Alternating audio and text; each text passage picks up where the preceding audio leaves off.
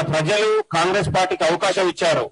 10 ఏళ్ల కాలంలో ఒక ఫ్యూడలిజానికి నియంతకు వ్యతిరేకంగా ప్రజలు తీర్పిచ్చినటువంటి సందర్భంలో ఇవాళ నిరుద్యోగులకు తెలంగాణలో నిరుద్యోగులకు ఉద్యోగాలు ఇవ్వాలని ఒక ప్రధానమైన లక్ష్యంతో ముఖ్యమంత్రి గారు ఆలోచన చేస్తా ఉంటే ఇవాళ విద్యార్థులకు నిరుద్యోగుల పట్ల కాంగ్రెస్ కి ఎక్కడ ఆదరణ వస్తుందో మా బతుకులు ఎక్కడ బజార్లో పడతాయో అని కావాలని కుట్ర చేసి ఇవాళ కొంతమంది నిరుద్యోగుల్ని వాళ్ళ వైపు తిప్పుకొని ఇవాళ పరీక్షలు రాయనీయకుండా కుట్రలు చేసే ప్రయత్నం జరుగుతా ఉంది.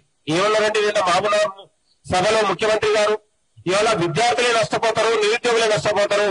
10 ఏళ్ల కాలంలో నోటిఫికేషన్ల కోసమే బీఆర్ఎస్ పైన కేసీఆర్ పైన యుద్ధం చేసినాం, ఇంకా మీరు యుద్ధం చేయొద్దు, ఇంకా పోరాటాలు చేయాల్సిన అవసరం లేదు.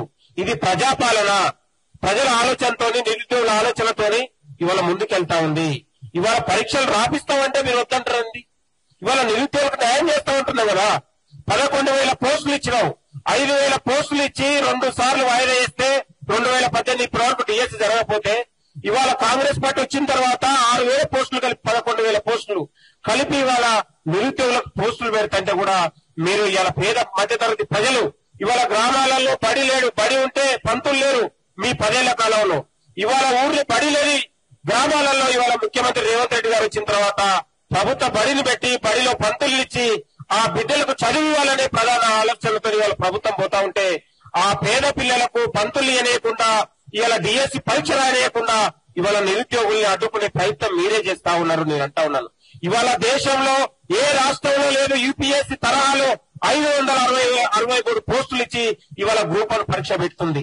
ఇవాళ మీ కాలంలో ఇవాళ 2 సార్లు ప్రిలిమ్స్ లీకేజ్ అయి గ్రూప్ 1 పరీక్ష అయితే ఆనాడు తెలంగాణ సమాజం అంతా కేసీఆర్ కుటుంబాన్ని చెప్పుతో కొట్టినటువంటి సంగతి మీ అందరికి తెలుసు. ఆనాడు అన్నమో రామచంద్ర అనే నిరుద్యోగులకు అల్లాడుతుంటే ఆనాడు కాంగ్రెస్ పార్టీ ఇలా గాంధీ భవన్ వేదికగా తెలంగాణ నిరుద్యోగ లోకానికి ముఖ్యమంత్రిగా ఆనాడు పిసిసి ప్రెసిడెంట్ ఉన్నటువంటి ముఖ్యమంత్రి రేవంత్ రెడ్డి గారే ఆనాడు నిరుద్యోగ సంఘానికి నాయకుడుగా వహించి నిరుద్యోగ జంగు సైరన్ పేరు మీద తెలంగాణ ఉన్నటువంటి నిరుద్యోగ లోకానికి అండగా ఆ రోజు కాంగ్రెస్ పార్టీ నిలిచింది. కాబట్టి చెల్లా చెదురైపోయి సంవత్సరాల తరబడి నోటిఫికేషన్లు ఎదురు చూసి ఇవాళ కళ్ళల్లో ఒత్తులు పెట్టుకుని ఎదురు చూసినటువంటి నిరుద్యోగ లోకానికి ఇవాళ రేవంత్ రెడ్డి గారు ముఖ్యమంత్రి గారు ఒక పెద్దన్నగా ఆత్మ బంధువులుగా ఈ రోజు నిరుద్యోగ జీవితాల్లో వెలుగులు నింపుతుంటే ఈ రోజు కళ్ళు మండి ఇవాళ కబోదిలాగా అరుస్తున్నటువంటి ఈ బీఆర్ఎస్ కుక్కలు ఇవాళ రోజుకొకరు మాట్లాడే ప్రయత్నం చేస్తా ఉన్నారు. నేనంటా ఉన్నాడు ఇవాళ నిరుద్యోగులు ధర్నా చేస్తుంటే నీ కిషోరో లేకపోతే కాదరి కిషోరో పాలకసుమనో ఇంకా ఉన్నటువంటి కేటీఆర్ హరీష్ రావు వీళ్ళు డిఎస్సీ అభ్యర్థులు కారు, లేకపోతే గ్రూప్ 1 అభ్యర్థులు కారు, గ్రూప్ 2 అభ్యర్థులు కారు. మీరు ఆ నిరుద్యోగులు మిమ్మల్ని జీర్ణించుకొని సమాధి చేస్తే వాళ్ళ దగ్గరికి పోయి మీరు అడుక్కునే పరిస్థితి ఇవాళ కనబడతా ఉంది. ఇది మంచి పద్ధతి కాదు.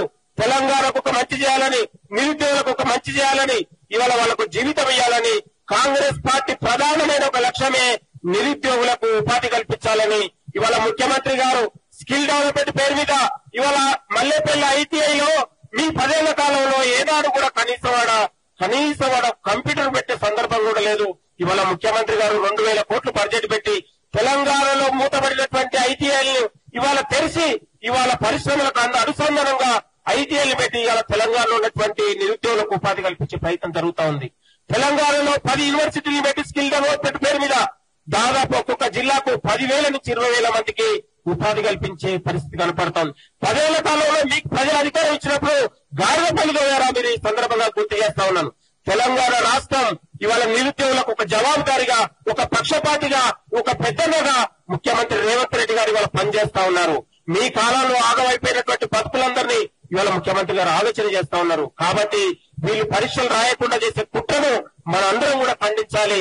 నిన్న ముఖ్యమంత్రి గారు అన్నారు, గ్రామాలలో రైతు బిడ్డలు, కార్మిక బిడ్డలు మీ బిడ్డలకు చెప్పండి, ఉద్యోగాల ప్రకటన చేస్తా ఉన్నాం, వీళ్ళు దారి తప్పదు.